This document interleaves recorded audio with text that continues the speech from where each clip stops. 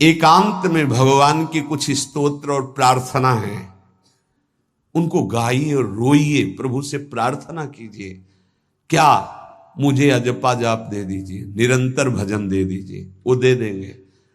हमने संतों से सुना है कि भगवान भजन मांगने की बात को बड़ी जल्दी पूरी करते हैं कि मुझे अखंड भजन दे दीजिए, हृदय से जब चाहोगे तब। वो अंतर्यामी है, वो आपके अंदर बैठे देख रहे हैं। भगवान मुझे भजन दे दिए, और आपके चल रहा विविध भोगों की, तो पहले उन भोगों को नष्ट करेंगे या पूर्ण कराएंगे, तब आखिरी बातें आएगी। जब विभीषण जी श्री भगवान के सन्मुख गए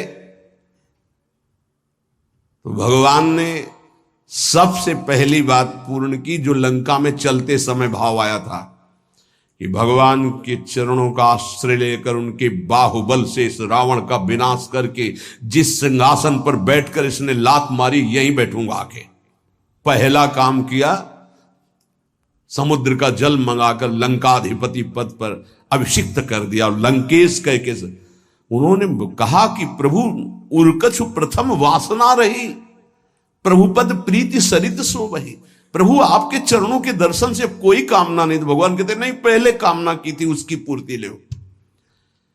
हम भगवान से भजन मांगेंगे, साथ में नाना प्रकार की वासनाएं हैं, तो इसीलिए जब बहुकाल करी सत्संगा, सत्संग सुनते सुनते ये दिमाग में बैठ जाता है कि भोग वासनाएं, कामनाएं ये हमें फंसाने वाली हैं, हमें नहीं चाहिए। जब आपके अंदर से उदासीनता आएगी, तब भजन की मांग पूरी हो जाएगी। कभी कभी भगवान का गुणानुवाद करके एकांत में रोया करे साधक। कभी रोना आता है अपने इंद्रिय और मन के विलास की पूर्ति ना होने पर।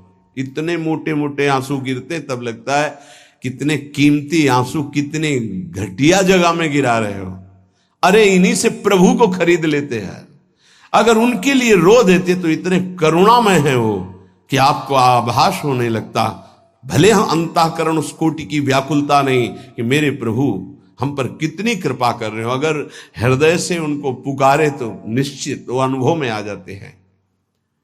छोटी छोटी बातों में लोग रो देते हैं, ऐसे रो देते हैं, मोटे मोटे आंसू चल रहे बात में ऐसे, और प्रभु की चर्चा हो जाए घंटों, कोई फर्क नहीं पड़ेगा।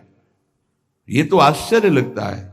और भक्तों को चाहे जितना भीषण कष्ट हो, कभी आंसू नहीं निकल सकते। जब आंसू निकलेंगे तो भगवत भाव में निकलेंगे। कह रहे नारायण स्वामी कि अजपा जाप के लिए भगवान से प्रार्थना करो। कभी कभी एकांत में उनके स्तोत्र हैं, गुण हैं, उनको गा गा कर रो, उनसे प्रार्थना करो, हे दीन बंधु मुझे अपना अखंड भजन दे दो। जो चाहिए सब प्राप्त हो जाएगा। भजन से क्या नहीं प्राप्त हो सकता। एकांत में बैठकर रोने से, ऐसे प्रतिदिन जब आप नियम बना करके प्रभु से प्रार्थना करेंगे। मीराबाई जी ऐसा ही करती थी, रात्रि में गिरधर से बात करती थी, प्रार्थना करती थी। नारायण स्वामी जी कह रहे हैं उपासक ये बिल्कुल ध्यान रखे, यदि नाम सिद्ध करना है तो झूठ बोलना शपथ पूर्वक त्याग दे। झूठ नहीं बोलूंगा, सत्य बोलना इस अजपा जाप के लिए निहायत जरूरी है, निहायत जरूरी है। प्रार्थना है, काहे को मलिन करे जिह्वा। जब हम भगवत मार्ग में चल रहे तो ये याद भूल जाती है हमें कि हमें सत्य ही भाषण करना है, असत्य नहीं बोलना। ये हमें भूल जाते हैं।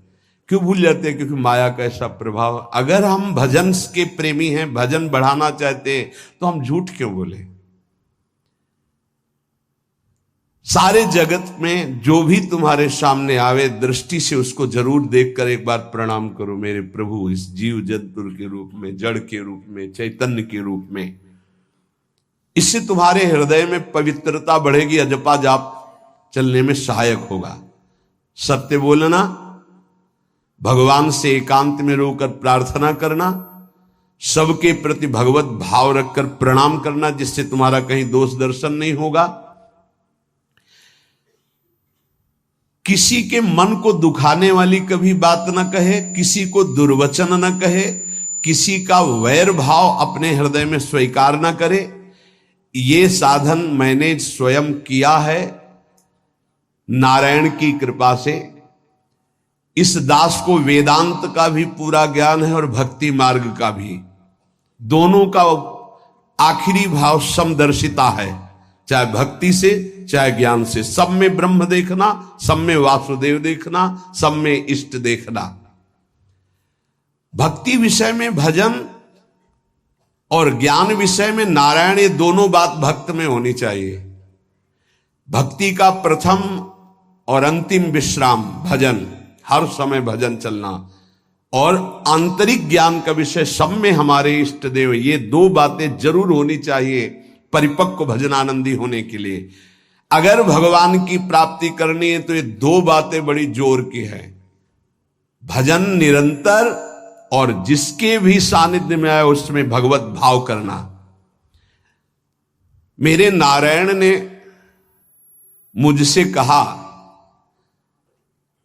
वो फरमाया कि उनके पीछे पीछे मैं चलता हूं जो मेरे ऐसे भजन करने वाले भक्त होते हैं।